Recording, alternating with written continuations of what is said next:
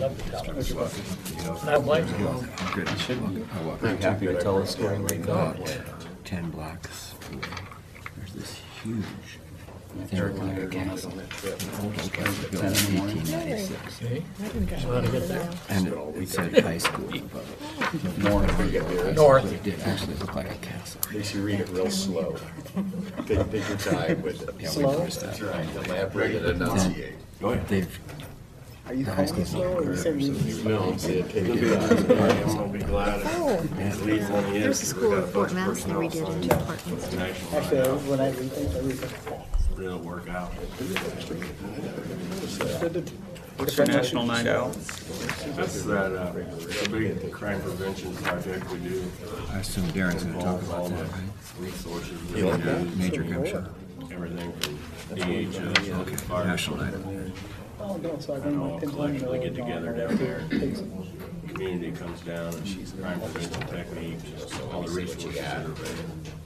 A lot of resolutions on that consent. So that way. A lot of reading. So much like trees, but I'll find a way Yeah, to. 2:40, and when he rolls in, but he's supposed to leave by 3:45, so. Where's he gonna be? The old Pizza Hut delivery out by State Farm on Agency across from Hy-Vee. Oh, I signed up for that. Republican call today. Did you sign up? Ryan. Bob, did you sign Yeah, up I was to out go mowing the out? grass, so I didn't get to talk to him. Yeah, you have to get a ticket on You had to do that on, when Biden was there too. They wanted to. Sandy said they invited But you me to can come. too. But I don't think he's on. It's like 15 minutes. I don't know if I'll go or not, but I've got, like I said, I had their golf tournament already scheduled. Can't be two places at once.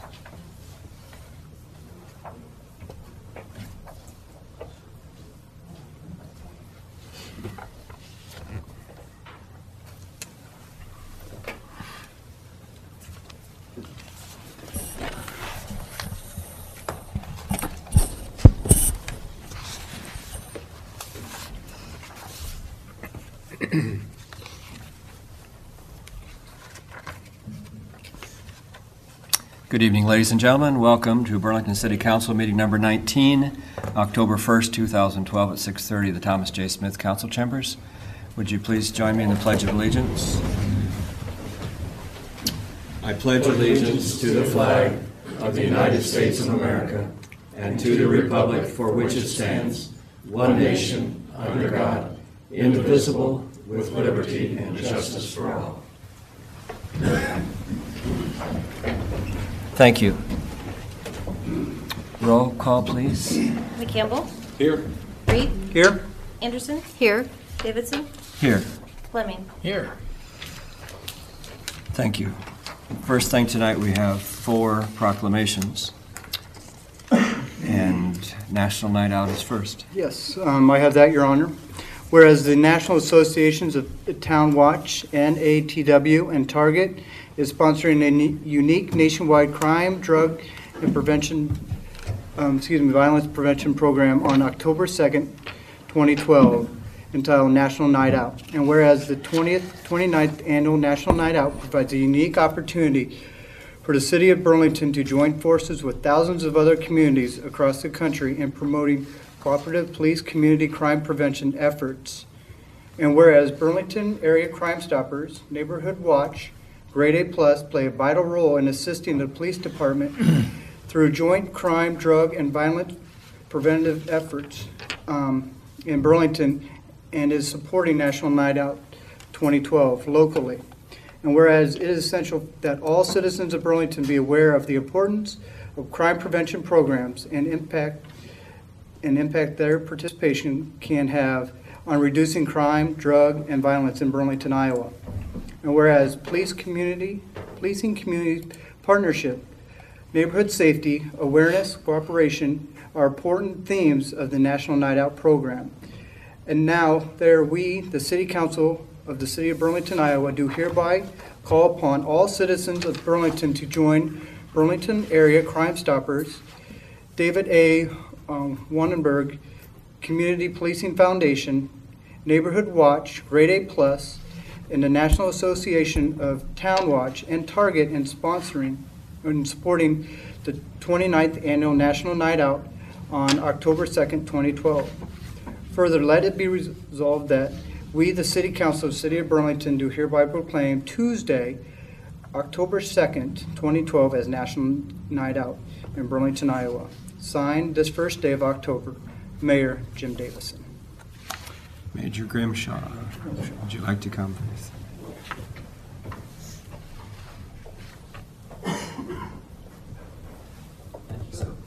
Would you like to give a little advertisement? Yeah, I'll give a little advertisement. Okay. Tomorrow night, 6 to 8 p.m., down at the Memorial Auditorium will be our 29th annual National Night Out. And we invite, obviously, all members of the community from Des Moines County, Burlington specifically, to join all law enforcement, fire, and EMS from across the county, as well as a lot of different volunteer and service organizations that will be down present.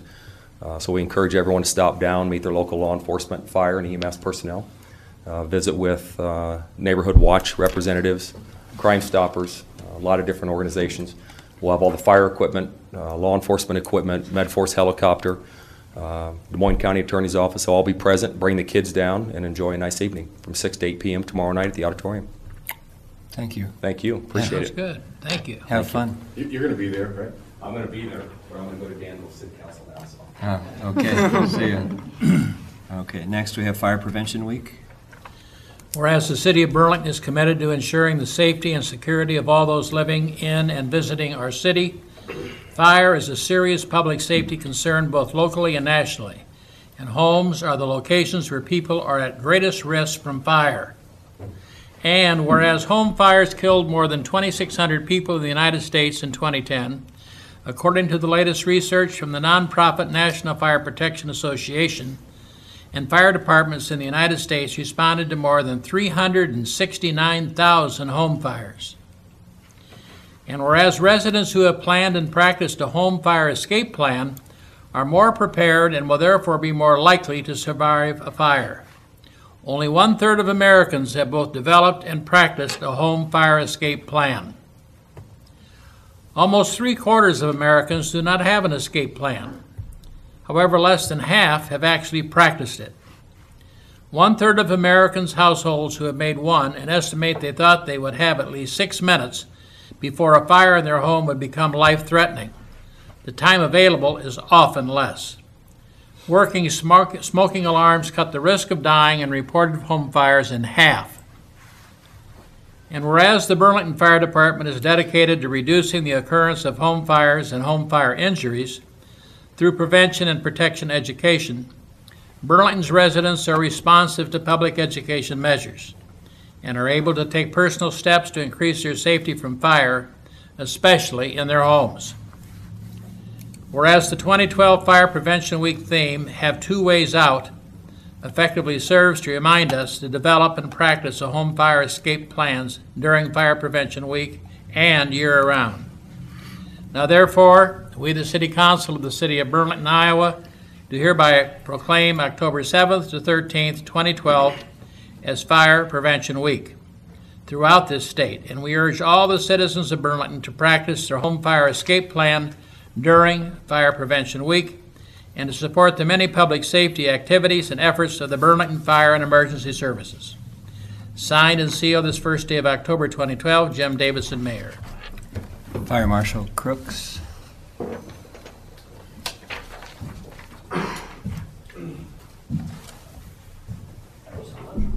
Thank you. Thank you, City Orders. Mayor and Council, I want to thank you for your continued support for the Burlington Fire Department and our Fire Prevention Week activities. Although we like for all residents of the City of Burlington to practice fire prevention every day, this is the one time out of the year that we can actually bring this to the forelight and encourage them to practice their fire escape plans. As you know, the theme for this year is to have two ways out. We also by asking the families to review those fire escape plans and having a meeting point outside the house for everybody to go to so that when the fire department does arrive, we can ensure that everybody is out of the building. We also like to ask everybody to change the batteries in their smoke detectors and to test those smoke detectors so everybody in the house knows what they sound like. So far to date, there have been 22 fire deaths in the state of Iowa compared to 46 fire deaths in all of 2011. And the state fire marshal did a neat thing here about 2 or 3 years ago. He actually started keeping track of the number of lives saved by working smoke detectors. And so far in the year 2012, there's 197 people that have been that are still here with us today because they had working smoke detectors in their house. Oh, praise the Lord. So this year, as far as Fire Prevention Week, the Burlington Fire Department is going to be again conducting our poster contest in the 4th grade classes of each of the public and private elementary schools. I gathered all the posters today, and we're going to have them judged. And then there'll be a first, second, and third place winner in each of the schools.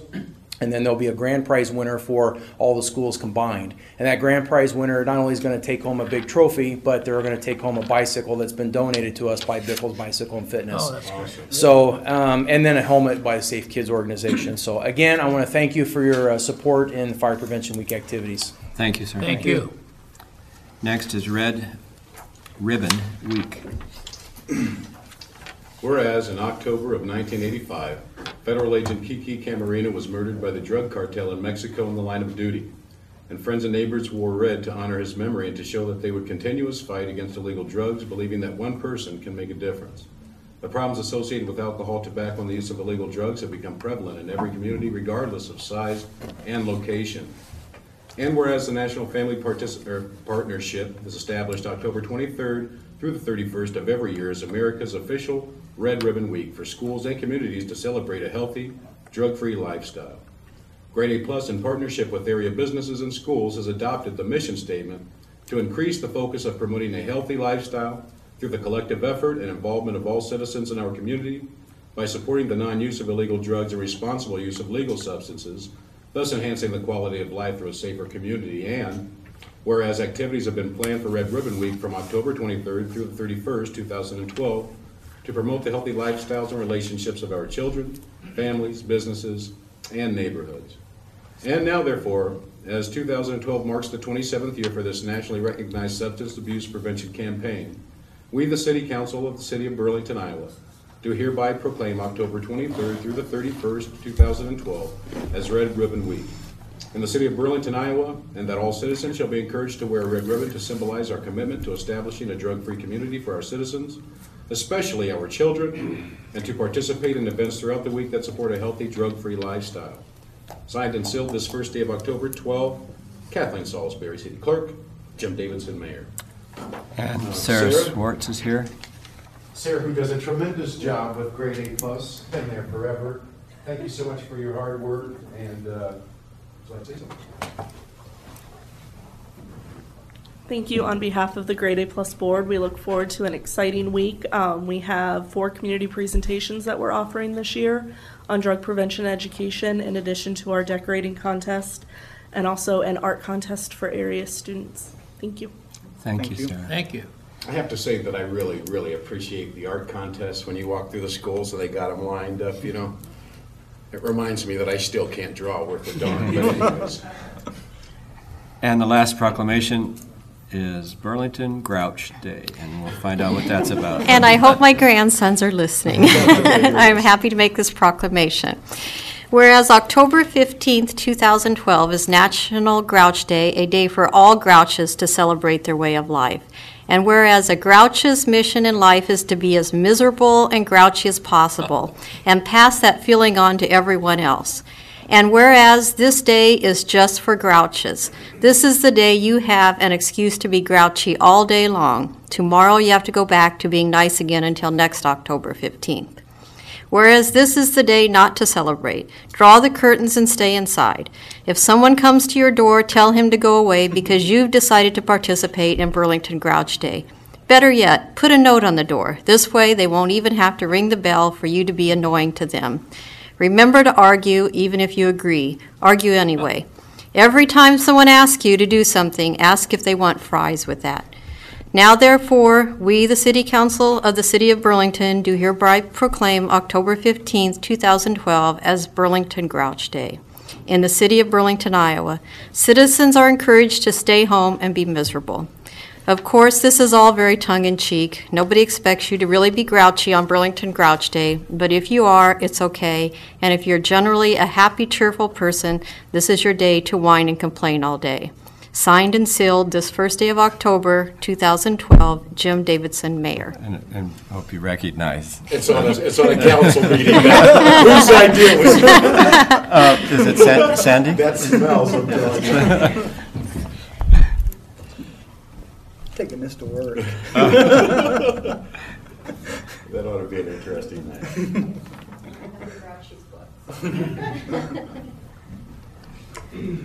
Well, I'm actually here on behalf of Miss Debbie Wagenbach. Miss Debbie's kind of famous in Burlington. She's been a children's librarian for over 20 years. She couldn't be here tonight because she has story time at 7 o'clock. What you may not know about Miss Debbie is that she's also a children's author, and a couple of years ago, her book, The Grouchies, was published by the American Psychological Association's imprint, Imagination Press.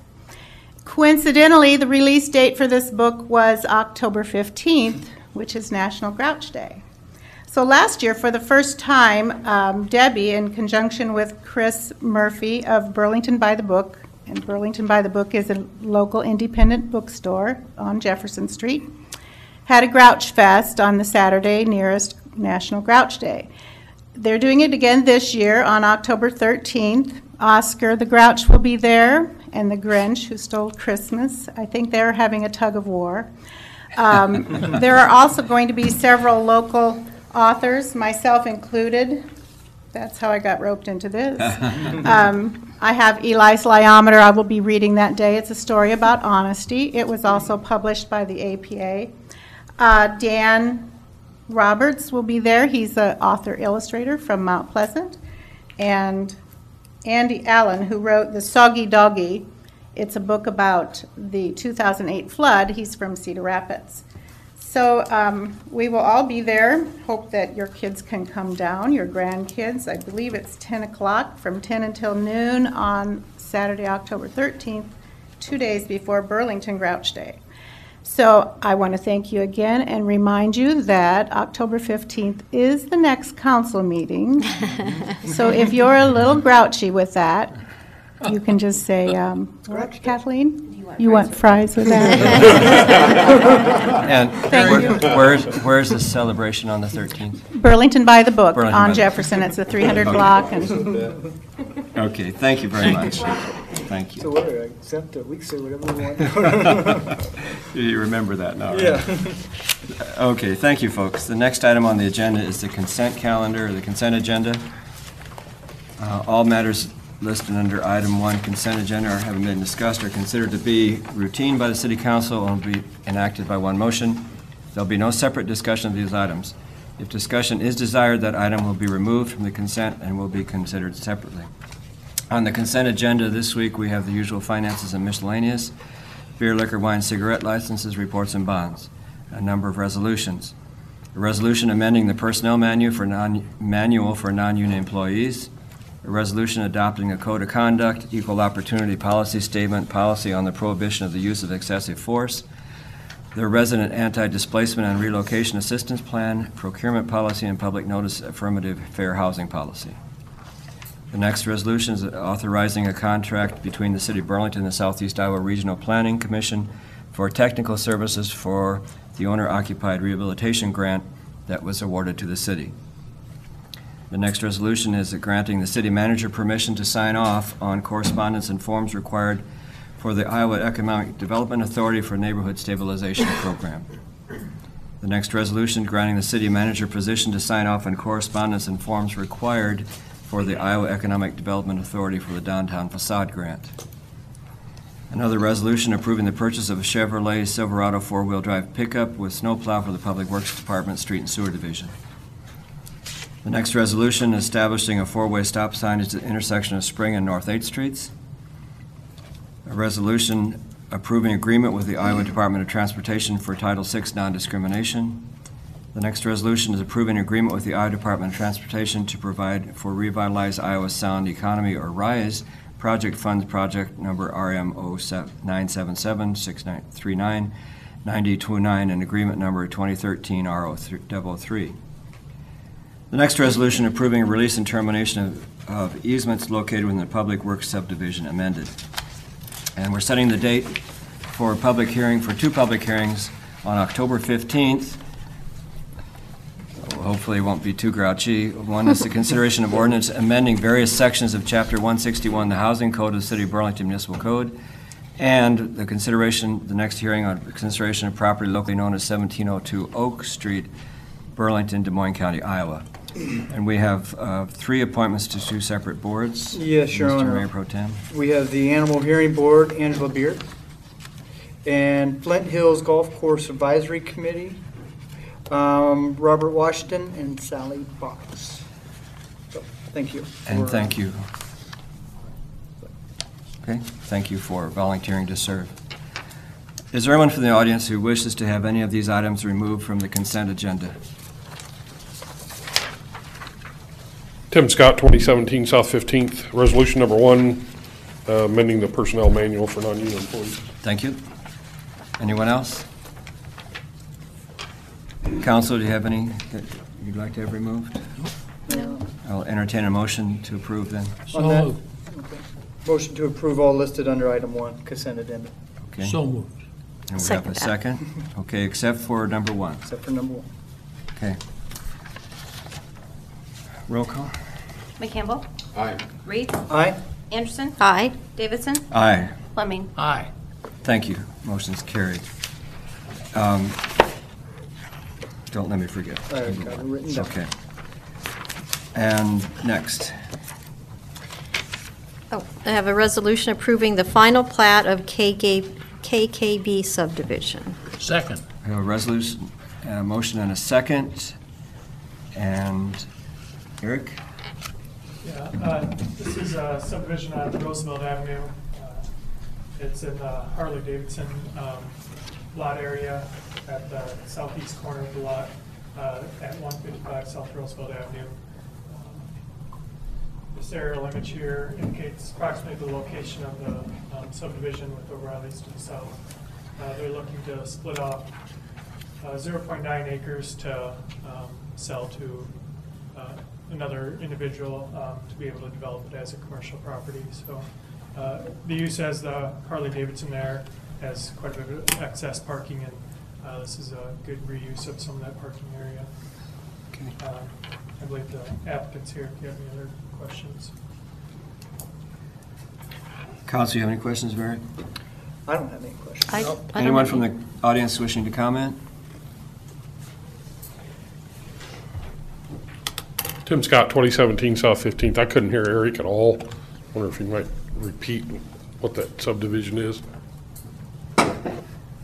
It's splitting a one lot out of the existing Harley-Davidson parking lot area at the southeast corner of the parking lot of the Harley-Davidson to sell to be developed as a commercial property. It's 0.9 acres. Yep. Anyone else? Seeing none. Any comments, folks? No, it's a good idea. Pretty straightforward. Kathleen, please. McCampbell. Aye. Reed. Aye. Anderson. Aye. Davidson. Aye. Fleming. Aye. Very good. Motion's carried. And now I need a motion for resolution number 1. Your Honor, I have a resolution amending the personnel manual for non-union employees. Second. And we have a second. Mrs. Hunter, could you come and explain that for us, please?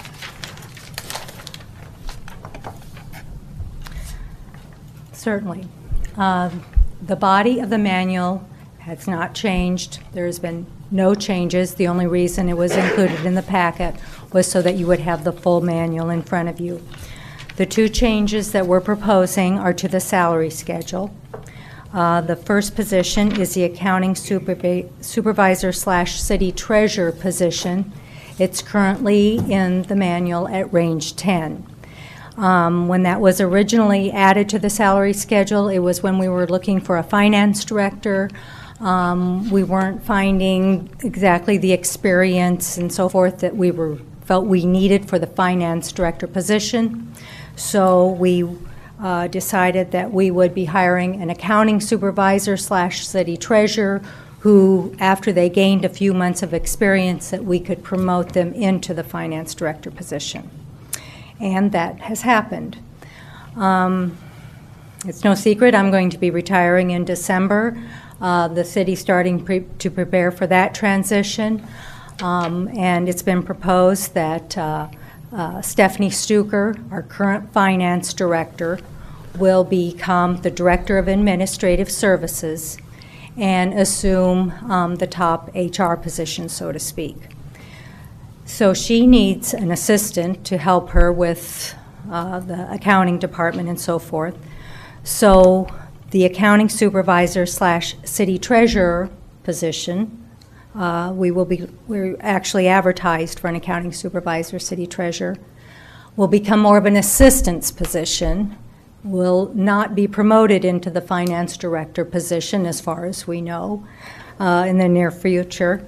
And so that position's being moved from range 10 to range 8, a lower salary range, excuse me. The second change is the Director of Administrative Services title, and that's just a mere title change in range 13. We are changing Finance Director job title to the job title of Director of Administrative Services. Thank you. Thank you. Mm-hmm. Any questions? Well, the overall impact and the reason for doing this is not filling the human resources director position. That is a pay range 9, and the position that we will be filling with is pay range 8. So there is by changing what position is filling the accounting supervisor rather than the HR position, we will be saving some money. Stephanie will have to pick up those HR duties though in the process. Mr. Scott, you asked that to be removed. Do you have a question? I didn't know what was going on. I tried to read into it and couldn't. Okay. She was funny. Any other comments from the audience? Okay, thank you, Mrs. Hunter. Kathleen? McCampbell. Aye. Reed. Aye. Anderson. Aye. Davidson. Aye. Fleming. Aye. This is the time set aside for comments from the audience. Anyone from the audience having comments about something we've not previously discussed, come to the microphone, give your name and address, and we'll hear what you have to say. Tim Scott, 2017 South 15th. Mr. Mayor, you had said a couple of meetings ago that when people come to the mic to bring up an item that the council wouldn't be able to discuss that. Did I hear that right? Or Yes, you did. And why is that? That was an opinion we received from the people who administer the open meetings laws. Bureaucrats. That just saddens me to no end. The only opportunity the public has to talk to the council is at this meeting at this time. It's the only time that they can step forward and have a dialogue with the council. Now that's taken away from them. I mean, you can't email because the dependency on getting a return email is slim and none in many cases. And chances are very good you're going to get an email from others that it doesn't have an answer, it just says thank you for your email. There's no opportunity whatsoever to have a dialogue back and forth with the council. That is the epitome of non-government. That's the epitome of leaving the public out of government. I can't believe that somebody on this council didn't challenge that administrative decision by some socialist, I assume, that would say that. It's absolutely infuriating. I've been doing a slow burn for the last month over this. I didn't want to believe I was hearing what I was hearing. And when I first got on council, Don Henry made a suggestion that we open the meeting up the first 45 minutes, come early, open up the first 45 minutes, and have discussions with the public. What an ingenious idea, and for 3.5 years it worked great. I mean, people were calling in, they were coming down to the meetings. I went to Canada and I talked about this to 2 different councils, And they started doing the same thing. They thought, what a great idea, what an opportunity for our public to come down and talk to us and express to us what their concerns are, what their ideas are, what they want to see for the city of Burlington. And now they can't do that because they can only expect to see you sit there and listen to what they have to say. I'm so disappointed in that. I would, as individuals, I would take that further and look into it yourself and ask them to give you a pretty strong definition. You're not making a decision. You're having a dialogue with your constituents. If you can't do that, you shouldn't be sitting in those chairs. They shouldn't exist. And you're not doing the work for the public. You're doing the work for the bureaucrats, I assume. They're the ones putting together the agenda. There's no opportunity for someone to come up here and say, I want to see this on the agenda. You can't come and talk at a work session when you're putting an agenda together. I'm extremely disappointed in what government's becoming. It's got to change. It's a government of the people, for the people, and by the people. I couldn't agree with you more. Not for the bureaucrats. I couldn't agree with you more, Mr. Scott, but people still can come and present their ideas. But I agree with But they can't have a dialogue. And I agree with you, and I argued this point, and... Well, it's our council. It's not some bureaucrats. It's not some administrator. It's not some lawyer sitting out there trying to make a buck. No, but it's our city. It's our city council. But it is us responsible for the requirements of the open meeting law. I understand what Tim's saying, and I agree with Tim. Where, in order to have that dialogue, they must be president, and we must be able to converse back and forth. And if it's not on the agenda, how do they get it on the agenda without discussing it? It's not like we're making a decision. We're making a decision to either move forward with it and address it at a later time, because that's what we would have to do, or we choose to leave it alone. Well, you still have to have that dialogue. What it's come to is the politics has come to the point where they're silencing the people, and they're doing it through local boards and commissions and governments. And so the place to take it up is with the state representative and the state senators who passed the open meetings law. You know I will. Yeah. You know I will. And I will too. But I would also hope that the people that we've elected to represent us would also be taking it up too, and would feel the same righteous indignation that some others do. I mean, people won't come to the council meetings and express themselves because they've given up. I'll be darned if I'm ever going to give up. But I think the open meetings law doesn't necessarily pertain to somebody that comes up and brings something up. It pertains with us bringing it up and us discussing it and moving forward with it. Because if Mr. Scott or whoever brings it up, that should not pertain to the open meeting law. But it does. And they said we can't talk. See, that's what I understand. Why do we even have it opened up where you guys can bring things if we can't talk about it? Folks, this is all the arguments I brought up, and this is what we were told. So. Well, I looked into it this past week too, and it depends on who you talk to. Of course, one thing that bothers me, you can have all the dialogue you want, but so what? You're one guy. We're 6 people that come out here. We represent everybody in this community. And I'm not saying my way, Bob. I know. I'm saying there's no chance to have a dialogue back and forth because you sat silent. Well, what good does it do? What does it do? I can argue with you all night. Then what do? Oh, you sit down. All right. No, I don't sit down. I leave. If you don't understand that simplicity of a dialogue talking back and forth, it's like a Republican and a Democrat trying to talk. There is no dialogue. It's you do it my way, you do it my way. There's no in between. There's no working. There's no dialogue. There's no opportunity for anybody to accomplish anything. It's wrong. I appreciate your comments, and I agree with you wholeheartedly. I don't. Thanks. My name is Don Harder. I live at 1018 Canterbury. First of all, I'd like to compliment the council for taking the small step of televising your work sessions, which I think is a definite move in the right direction in regard to getting more people involved and having them being aware of what goes into making your decisions prior to actually voting on them as you do at the formal meetings. The second thing I'd like to find out is, was anyone from this council officially at the port to welcome the Vice President of the United States when he was here? I was not there. We were not invited. I was working. Okay, I'm really disappointed in the council for that. Well, we because can't- I was told that you were invited. I was not invited. I was told by the Secret Service personnel that there was invitations sent out, and no one said that they would be available. I think that's unfortunate. That is not true. I will say I got invited to tomorrow's event, but I didn't get invited to the vice president event. So that's, Well, it's- I don't I understand don't that. think it was given to each individual. I Yeah. think it was directed through City Hall. But anyway, I was very disappointed. I was in the vice presidential caravan where I was driving a vehicle for them. And we attended 3 different communities that day. We were in Muscatine, we were in Burlington, we were in Ottumwa. Both of the other 2 communities had official people from their city government who welcomed the vice president of the United States to their community. I just want to say, I'm glad you brought that up, because I felt like we should have got an invite. Nobody opened the door for me, so I would have been just like anybody else, just trying to find my way to get in, so.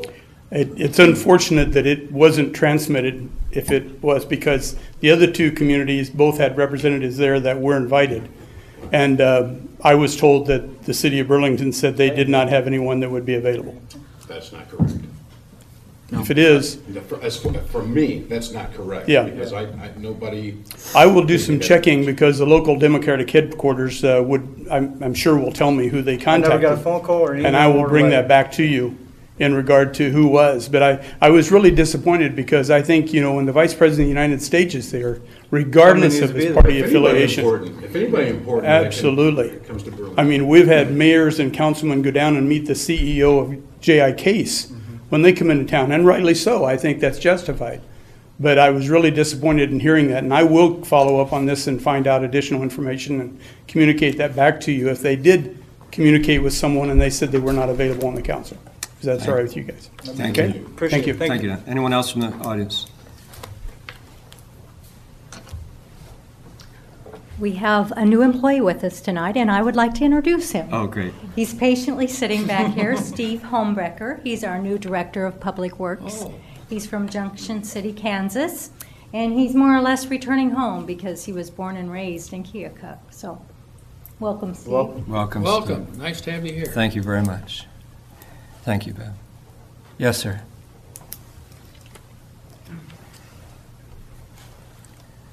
Dave Dingman. Got a few questions, actually. I realize you can't address them, obviously, but I'd like to bring to your attention. Could you give us your address, please? 22668 Highway 79, Danville. I own a business here locally. Okay. Ryder closed their shops in December of '08 in the Burlington community and moved elsewhere. Dave Cloak, one of the mechanics that worked in that building for 7+ years, wished to maintain a repair facility in that building, and he was shut down by the city. They told him that that building would be for city use only at that time. That building sat empty then 35 months. September 11th of last year, I offered the city $1,800 to rent that building.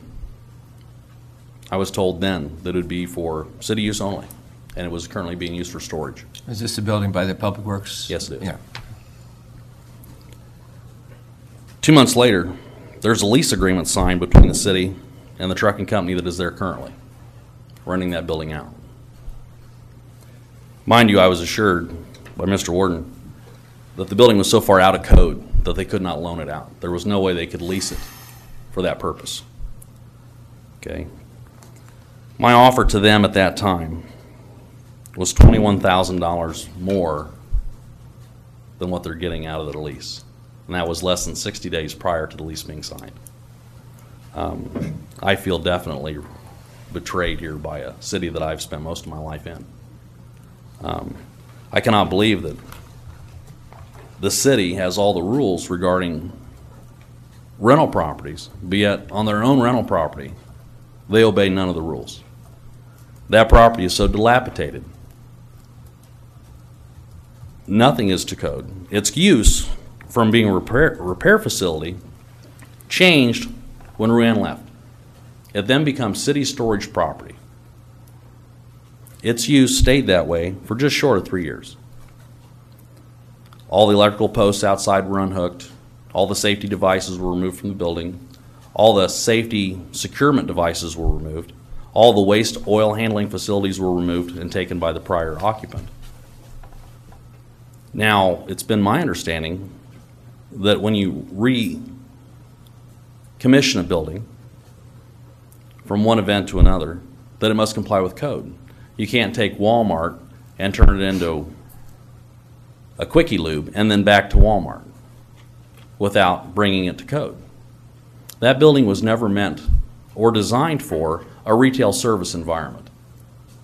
That building was designed for maintenance on their own vehicles, fleet style, with no regards for the city, for the general public to walk into. None of the safeguards are in there. They never were. It was never designed to be, because there was never supposed to be anybody in that facility except for employees. Now it's being used in a retail environment with access for the public, which is not in the lease agreement. It's not up to code. The building's not up to code. They don't even have access for handicapped. I was told last year that this was a one-year lease, and this building would be available for lease this year. After getting a copy of the lease agreement, which I was told last year is not available, I find that it's actually a 3-year lease with 7 years option on the end. That's prime real estate right there. In most places, that building would rent for $5,000 a month. You're renting it for $1,200. You're renting it for less than what the taxes would be on the building.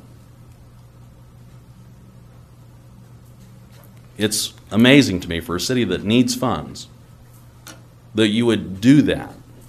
You'd be better off to sell it than to rent it for less than what the taxes would be.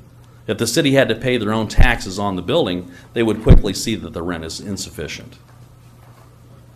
And I'd personally offered, like I said, $21,000 more to rent the facility less than 60 days prior to it being rented out. These policies need to be reviewed. I don't know what the current policy is, but if I'd ever read in the paper that you guys was going to start renting the building 60 days after my offer, me and Dave Cloak would have definitely come to the table. You could have got a fair rent. Burlington could have kept some people employed. Instead, the business is gone. It just amazes me that there's no more communication with the public as far as what the city does own and don't own. And how come the city can get by with the only business without pavement? That's the only business on that road that does not have to comply with any rules or regulations at all. And it's now open to the public where it's never been before, with not even so much as a handicap parking spot. And it's your own property. It just floors me. You can control everybody else that's in the rental business but yourselves. Look at the loss of income, loss of jobs. Look how many displaced people left when they had to go. And it's been my understanding from Ryder that they actually paid the fees to have the place resurfaced with blacktop. Does anybody know if that's correct? I don't know. Talk about getting money for improvements and not even doing them. You know, I really believe the city should look into what they own and don't own. I mean, you don't see the city repair shop with gravel. Look at your own public works building right next door. Just compare the two properties. So this property is compiled like a salvage yard collection of junk around it. But no one's in charge. You guys don't police your own facilities. I realize the fire marshal's been through the building and made him bring it up to code. I realize that you fixed some wiring issues, some fire restraint issues, but it's still nowhere to code for general public use. That building was not designed to be a retail service facility. When I offered to rent the building, I was going to make the changes at my own expense. No, that building's for city use only. When it got reappropriated to city use only, it should have had to come to code when it got reevaluated and rented out. And who makes them decisions? If you're going to rent a property out, shouldn't you notify the public some way, shape, or form? Oh, by the way, my buddy would like to rent the property. Yeah, okay, you can rent it for less than taxes because we're friends. This city has done so many inside deals like that. And it just amazes me that you guys answer to nobody. Your own inspectors won't walk in your own buildings. And who's going to give you a fine? Who's going to evict you? Thank you. Thank you. We could refer that to you and your staff to follow up on that, please. Please ask a question tomorrow morning. Yeah. Okay. This is all news. Welcome, Mr. Homebrecker. Anyone else from the audience have an item you'd like to bring to council? Seeing none. Mr. Furneaux, do you have anything to be brought before us at this time? Well, it sounds like we've covered a lot. Vice presidential candidate is in town tomorrow. So the PD is going to be pretty busy between that and the afternoon and getting ready for National Night Out. You've taken care of introducing Steve. Eric and I will be going up to the Sustainability Conference in Dubuque. Leave tomorrow at 10, and we'll be back Wednesday night. And I'm going to miss next week's work session. I'll be at a city managers conference for a couple of days. We can talk about you then. So you can talk about me then. We did hold a meeting today with the county and school, or the meeting was scheduled this afternoon at 1:30 to allow them to have input in regards to amendments to the 2 TIF districts. One of the changes that occurred with TIF in this last legislative session, when we do projects such as 3 separate rebate agreements, they have to be specifically outlined within the TIF plans, so we have to amend the TIF plans. And before we can do that, we have to provide opportunity to the 2 primary taxing entities, the school district and the county.